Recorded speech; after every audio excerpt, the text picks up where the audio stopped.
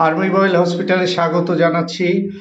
আজকে একটা নতুন বিষয় নিয়ে আসলাম, সেটা হচ্ছে ডিসি পাওয়ার সেন্সর মেশিন। আমাদের মোবাইল অন করতে যে সেন্সর মেশিনটি ইউজ করি আমরা, সেই সেন্সর মেশিনটা রিপেয়ার করতে হয় কিভাবে সেটা আজকে তোমাদেরকে দেখাবো। হ্যাঁ, এই যে ডিসি পাওয়ার সেন্সর মেশিন তোমরা দেখতে পাচ্ছ, এই মেশিনটা অন হচ্ছে না। এই যে অন অফ সুইচ চাপ দিচ্ছি, অন হচ্ছে না। তো এইটা প্রবলেমটা হয়েছে। তো এটা কিভাবে আমরা রিপেয়ার করব সেটা আমরা দেখাচ্ছি। হ্যাঁ, তো যাই হোক, আমরা খুলে নিচ্ছি। অনেক কয়েকটি স্ক্রু আছে, স্ক্রুড্রাইভার দিয়ে আমরা সেন্সর মেশিনটাকে খুলে নিচ্ছি। তোমরা একটু মনোযোগ সহকারে দেখবে যে কিভাবে আমি খুলছি। ডিসি পাওয়ার সেন্সর মেশিন, এটা অনেকে ডিসি পাওয়ার সাপ্লাই বলে, আবার ডিসি পাওয়ার বলে, কেউ সেন্সর মেশিন বলে। তো যাই হোক, এটা আমাদের মোবাইল ব্যাটারি না থাকলে এটা দিয়ে আমরা অন করে চেক করতে পারি সেটগুলোকে। হ্যাঁ, তো এটাতে অনেক কিছু বোঝা যায়, মানে মোবাইলের অনেক ধরনের সমস্যা এটাতে ধরা পড়ে। আমরা দেখে ফল্ট ফাইন্ডিং করতে পারি। তো যাই হোক, এটাকে আমরা খুলে নিলাম। খোলার পরে এই যে খুলে নিলাম। খোলার পরে যেটা আমাদেরকে ফার্স্ট টাইম প্রথমেই যেটা দেখতে হবে, সেটা পাওয়ার যেটা দিয়ে ঢুকছে। এই যে যেটা প্রথমেই আমাদের ফার্স্ট টাইম দেখার দরকার, যেটা পাওয়ার যেটাতে ঢুকছে সেটার ওখানে পেছনে একটা ফিউজ থাকে। তো এই যে এখানে একটা ফিউজ আছে, এই ফিউজটা আমরা চেক করে দেখবো যে ফিউজটা খারাপ আছে কিনা। ফিউজটা খারাপও হয়ে থাকে মাঝে মাঝে। তাহলে এই যে ফিউজটা আমরা দেখতে পাচ্ছি যে ফিউজটা ঠিক আছে, দেখতে পাচ্ছি ঠিক আছে, হয়তো বা তারপরেও নষ্ট হতে পারে। তো আমরা মিটার দিয়ে কনফার্ম করে নিচ্ছি যে ঠিক আছে কিনা। তাহলে মিটারটা আমরা X1-এ রাখলাম। X1-এ রাখার পরে এই যে আমরা মিটারটা ধরলে আমাদের মিটারের কাঁটাটা শো করবে। এই যে মিটারের দিকে একটু ফলো করো, যেরকম মিটারটা ক্লিয়ার দেখা যাচ্ছে না, একটু ক্লোজ করবে ক্যামেরাটা যেন দেখা যায়। তো যাই হোক, এই যে দেখো, এই যে মিটারের কাঁটাটা উঠছে, মানে আমরা কন্টিনিউটি মোডে রেখে যদি এটা মাপি, তাহলে আমাদের কাঁটা যদি ওঠে তাহলে বুঝতে হবে যে আমাদের ফিউজটা ঠিক আছে। ফিউজটা আমরা কনফার্ম হয়ে গেলাম যে ঠিক আছে। তো ফিউজটা যদি ঠিক থাকে, এরপরে আমাদেরকে যে কাজটা করতে হবে সেটা হচ্ছে পাওয়ারটা ইনপুটে যে কেবিল দুটো আছে, এই কেবিল দুটো একটা ফিউজে আসছে আর একটা মেইন সুইচে আসছে। তো আমাদের ওইখানে আমাদের চেক করে দেখতে হবে যে ভোল্টেজটা ঠিকঠাক আসছে কিনা। তো আমরা এটা এসি ভোল্টেজে রাখলাম মিটার রাখার পরে ইনপুটের ভোল্টেজটা আমরা মেপে দেখবো যে ইনপুটের ভোল্টেজটা ঠিকঠাক আসছে কিনা। তো আমরা মেপে দেখলাম যে ঠিকঠাক আসছে। তারপরে এই যে এসি 250, মিটারটা রাখতে হবে এসি 250।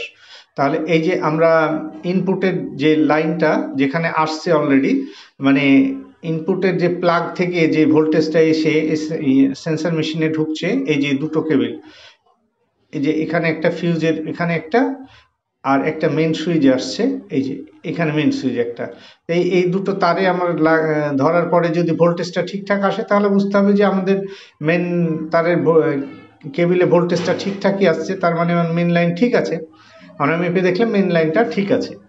তো মেন লাইনটা ঠিক আছে। তো এখন আমাদেরকে যেটা দেখতে হবে, অ্যাডাপ্টারে যে মেন লাইনটা এসে ইন হচ্ছে, এই ইনপুট, তো ইন হওয়ার পরে এটা আবার অ্যাডাপ্টারে কনভার্ট হয়ে 12 ভোল্টেজ অথবা 24 ভোল্ট বের হচ্ছে। এটা মানে 220 এসি ঢুকছে এবং বের হচ্ছে 12 অথবা 24 ভোল্ট।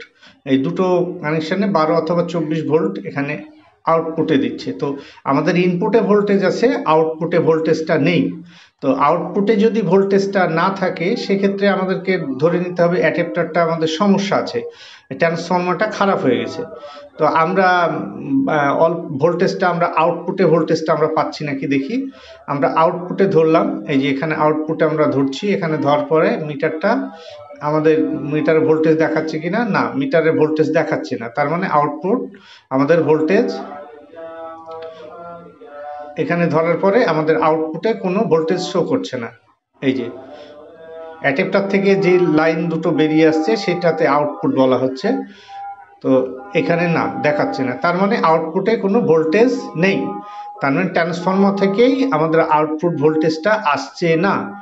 সেক্ষেত্রে আমাদের ট্রান্সফর্মারটা আমরা শিওর হয়ে গেলাম যে ট্রান্সফর্মারটা খারাপ আছে। তো অনেক সময় ট্রান্সফর্মার খারাপ হলে পুড়ে গেলে সার্কিটটারও ইফেক্ট পড়তে পারে, তাহলে সার্কিটটা আমাদের ঠিক আছে কিনা সেটা আমাদেরকে একটু চেক করে নিতে হবে। তো যাই হোক, আমার কাছে একটা ভোল্টেজ, একটা 15 ভোল্টেজ মেশিন আছে। 15 ভোল্টেজ আমরা সরাসরি সার্কিটে দিয়ে দেখি। এখানে আমরা সরাসরি দিচ্ছি, তো তোমরা একটু ফলো করো যে আমরা এই ভোল্টেজটা এখানে দেওয়ার ফলে যদি আমাদের মেশিনটি চালু হয়। এই দেখো মেশিনটি ব্লিঙ্ক করলো, তার মানে বুঝতে হবে যে আমাদের এই 15 ভোল্টেজটা যে দেখো এই যে মেশিনটা চালু হচ্ছে। ওকে, তো এই মেশিনটা যদি এভাবে চালু হয় তাহলে তোমাদেরকে শিওর বুঝে নিলাম যে আমাদের অ্যাডাপ্টারটাই খারাপ, অ্যাডাপ্টার থেকে ভোল্টেজ না আসলে কি হবে, চালু হবে। তো আমি 15 ভোল্টেজ দিয়েছিলাম অন্য একটি সেন্সার মেশিন থেকে, দিয়ে তারপরে সরাসরি এই আউটপুট, এই যে দেখো এখানে দেখো 14.4 আছে, মানে মোটামুটি 4.5 14 ভোল্টেজ। এই ভোল্টেজটা সরাসরি আমি সার্কিটে দিয়ে দিলাম। এই যে সার্কিটে এই যে অ্যাডাপ্টার থেকে আউটপুট যে 12 ভোল্টেজটা যাচ্ছে, 12 ভোল্টেজ 14 ভোল্টেজ দিলে কোনো সমস্যা নেই। তা আমি এখানে যখন 14 ভোল্টেজটা দিচ্ছি তখন আমার মেশিনটা চালু হয়ে যাচ্ছে। এই যে তোমরা এখানে ফলো করো, এই যে মেশিনটা চালু হয়ে যাচ্ছে। তার মানে আমাদের 100% শিওর আমরা হয়ে গেলাম যে অ্যাডাপ্টারটা খারাপ হয়ে গেছে, অ্যাডাপ্টারের ইনপুটে ভোল্টেজ আছে, আউটপুটে ভোল্টেজ নেই। তাহলে আমাদের এই মেশিনটার এই অ্যাডাপ্টারটা যদি আমরা চেঞ্জ করে দিই সেক্ষেত্রে আমাদের প্রবলেমটা সলভ হয়ে যাবে। তো অ্যাডাপ্টারটাকে আমরা খুলে নেব। এই যে অ্যাডাপ্টার, অনেকে ট্রান্সফর্মার বলে এটাকে, তো ওই ট্রান্সফর্মারটাকে আমরা খুলে নিব।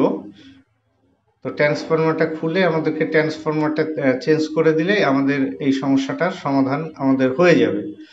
তো আমরা এখন ট্রান্সফর্মারটাকে দেখো এটা খুলে নিচ্ছি, স্ক্রুড্রাইভার দিয়ে আমরা ট্রান্সফর্মারটাকে খুলবো,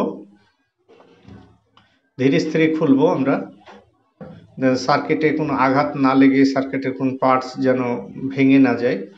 তো ধীরে স্থিরে আমরা একটু সার্কিটটাকে খুলে নিব। দেখতে পাচ্ছ আমরা ট্রান্সফর্মার যে নিচে স্ক্রু লাগানো থাকে স্ক্রুটা আমরা খুলে নিলাম। দুই পাশে দুটো স্ক্রু থাকে, স্ক্রু দুটোকে আমরা খুলে নিব। এই যে এইটা একটা, তারপরে ওই পাশে আরো একটা আছে।